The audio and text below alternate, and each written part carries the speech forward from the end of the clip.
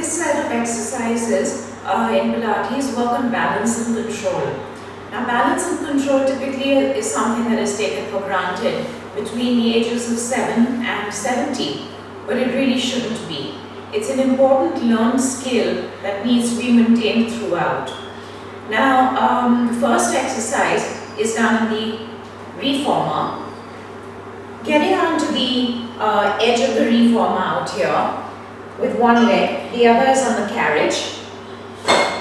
From this position, this exercise works on the entire lower body as well, not just balance and control. It works on the legs, works on mobility, it works on even the core. Keeping the core tight and the upper body erect, you're going to slowly slide the legs apart. This exercise is called the leg slide.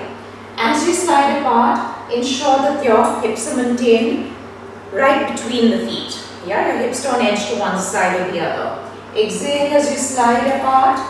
Inhale as you move back to start position. The better you get at it, the more mobile you get at it, the further the distance you would be encouraged to cover. You do 8 of these and then of course turn over and repeat the same on the other leg.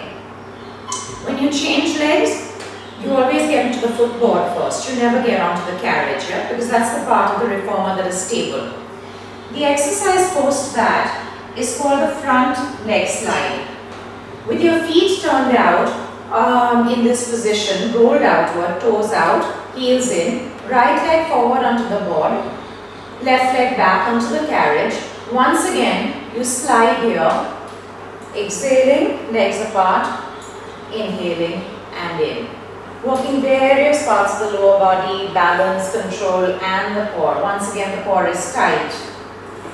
And you cover more and more range as you get better and more mobile with this. Now, both these exercises can be done in the straight-legged position. They can also be done in the bent-legged position. Both legs being bent, hips once again in the middle, exhale forward, inhale back.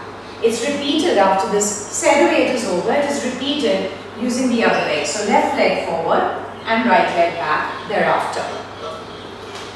The front leg slide is done facing the, that was the front leg slide. Now the reverse leg slide is done facing the other way, where it's pretty much the same exercise, you're just turned the other way about. Right leg forward on the edge of the carriage, left leg back out here, toes turned outward. Breathe out, press away, breathe in, back to start position, hips in the middle again.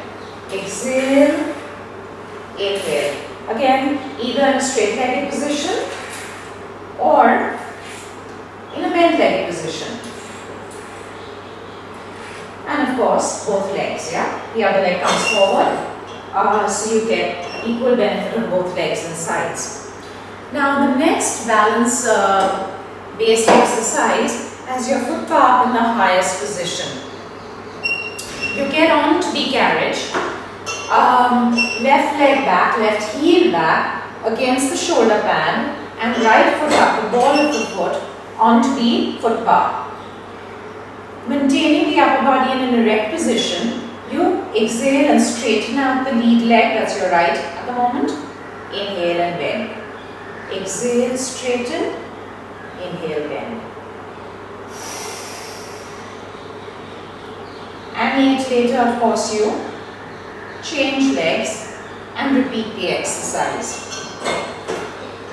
We're moving forward onto the Wunda chair.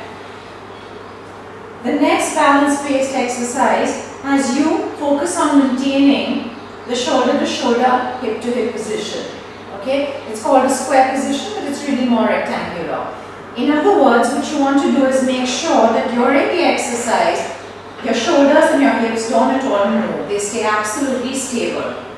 One foot up on the pedal pad of the Wunda chair, and you thereafter, maintaining stability in a tight core, work at pressing this leg down. Exhale as you do this, and inhale back up. So no movement shoulder to shoulder, hip to hip. Breathe out, breathe in.